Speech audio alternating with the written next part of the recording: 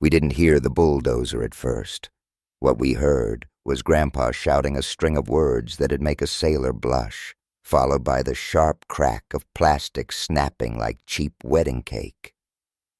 By the time I made it to the window, he was already halfway down the drive, perched like a stubborn king atop his rust-covered bulldozer, an ancient beast named Daisy, older than me and twice as mean. And just like that, the fence that the HOA had so proudly erected that morning, gone. Pieces flew like startled birds while Grandpa rolled right over their so-called beautification project. It started, like all suburban wars do, with a lie disguised as a rule. The Willow Creek HOA decided that our gravel road, which, mind you, had been in our family since Nixon, was suddenly community green space. Never mind that it was the only access we had to town, to school, to anything. They didn't send us a notice, didn't knock on the door, just showed up one morning with a crew in matching polo shirts and clipboards, measuring tape flapping like flags of occupation. By noon, they'd sealed us in with a 6-foot wall of sterile white vinyl. No gate, no warning, just a cold, smiling goodbye. I ran to tell Grandpa, but of course he was already on the porch, arms crossed, chewing the end of an unlit cigar like it owed him money. I said, "They fenced us in." He said, "No, they fenced me out." I didn't get it then, but I do now. The next morning he went into the garage, wiped the dust off Daisy's frame like he was greeting an old friend, and muttered, "Time for a walk." And when that engine roared, God help me, I felt the house shake like Judgment Day. Birds fled. The cat vaulted sideways. And Grandpa, eyes sharp as ever, throttled forward with the kind of determination I'd only seen once before, when a storm knocked our barn down, and he rebuilt it with one good leg and a hammer he called justice. Daisy didn't roll through the fence. She obliterated it. Panels scattered, screws pinged into the air like shrapnel. I swear, somewhere in town, a kombucha bottle cracked in half. By the time he stopped, half the neighborhood was watching from their porches in stunned silence, and Grandpa just sat there, chewing that stub of cigar, looking like a man who'd just reclaimed a kingdom. But that was just the opening act. I uploaded the video, just for fun. Titled it, Grandpa versus the Fence, Round 1. It got 50,000 views before I'd even finished breakfast. By lunch, news vans were parked on the county road. People started calling him the Bulldozer Bandit like he was some outlaw legend, but Grandpa didn't care. "I didn't do it for the views," he said. "I did it for the road." The HOA wasn't amused. That night, a letter arrived, taped to the chicken coop, for reasons still unknown, elegant cursive, threatening tone. "Cease all unauthorized demolitions. Future infractions will result in legal action, fines, or expulsion. Signed, Willow Creek HOA Compliance Committee." Grandpa laughed.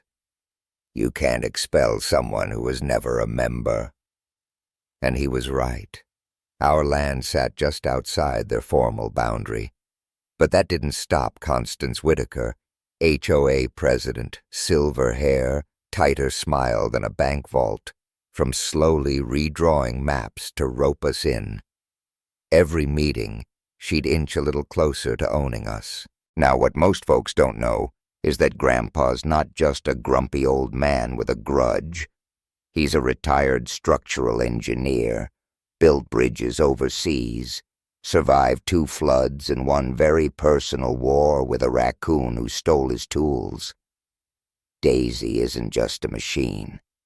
She's history on wheels. And Constance? She picked the wrong man to push. A few days later, while I was scrolling through my messages, I got a text from a number I didn't recognize. I know where the original deed is. Meet me behind the library at midnight. Don't tell your grandpa." I thought it was a prank, until I saw the attached photo, an envelope, worn and yellow, sealed with a wax stamp and a map corner peeking out. So I went. Flashlight in one hand, pepper spray in the other. Behind the library, I found him. Terry Stroud, HOA's own attorney. Looked like he'd crawled out of a legal pad. Tie too tight, hair too straight, eyes twitching from paranoia. "This," he whispered, pulling out the deed like it was radioactive, "is the original land claim, signed in 1956, before zoning, before the HOA existed. If you file this, they've got no legal leg left." I asked why he was giving it to me.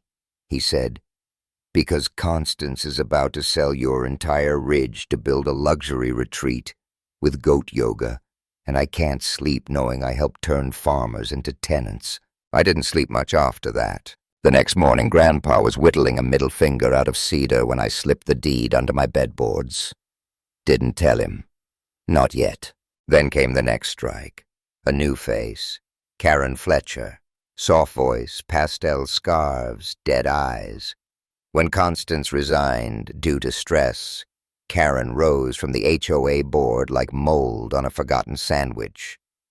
Her first act: file for eminent domain on our property. Public statement in the Gazette: compliance is peace. She called Grandpa a rogue demolitions agent. Called Daisy a weapon of mechanical extremism. 2 days later, a shiny yellow bulldozer rolled onto our field, lettering on the side: Compliance Crusher 9000. Real subtle. The town was buzzing. They called a public forum at the high school gym. Karen came dressed like she was announcing a hostile takeover. Charts, projections, consultants with lanyards. She said the future was serenity, wellness domes, sound baths. Then Grandpa walked in, didn't say a word. Just walked to the podium, set down a photo, him and Grandma under the apple trees, dirt on their clothes, smiles bigger than the sun. "This land," he said, voice rough like sandpaper, "is the last thing I built with her, and I'll be damned if I let you pave over her memory for a golf-adjacent meditation park." Silence. Even Karen blinked. But the next day, the notice arrived. Final warning: vacate by dawn. So we stayed up all night prepping. No plan, just 3 of us, me, Grandpa, and Micah. Yeah, it turns out that shy kid who showed up 2 weeks ago claiming to be Grandpa's long-lost grandson, he wasn't lying.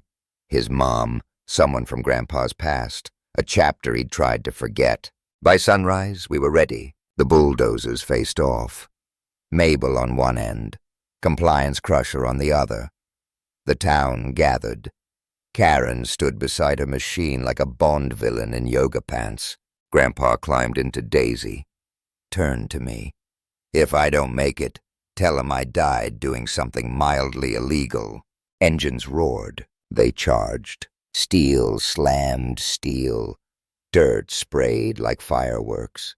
Daisy held, then buckled. Her engine sputtered. Grandpa gritted his teeth. Karen smiled. Then Micah leapt in, slammed the ignition. Daisy roared back to life, one last time. And with a final groaning heave, she shoved the crusher back an inch, then another. Karen's machine tilted and retreated. Victory. I filed the deed that afternoon. The clerk stamped it like it was just another Tuesday. But it wasn't. The town changed. Karen resigned. Emotional exhaustion, they said. The wellness dome was scrapped. Our road? Declared a historical access route, forever protected. Grandpa didn't celebrate. He just parked Daisy in the barn, swept the floor, and placed a lawn chair beside her like an old friend. Micah stayed, fixed the porch light, tuned the tractor, made the mashed potatoes taste slightly less like glue. And me? I got into engineering school. The night before I left, Grandpa handed me the deed, framed. "Take it," he said. "Let it remind you what's worth fighting for." I asked if he was sure. He smiled. "The road's ours now, but the world's still full of fences." And that's when I knew what he meant, because it was never about the fence. It was always about the road. What would you do if they blocked yours?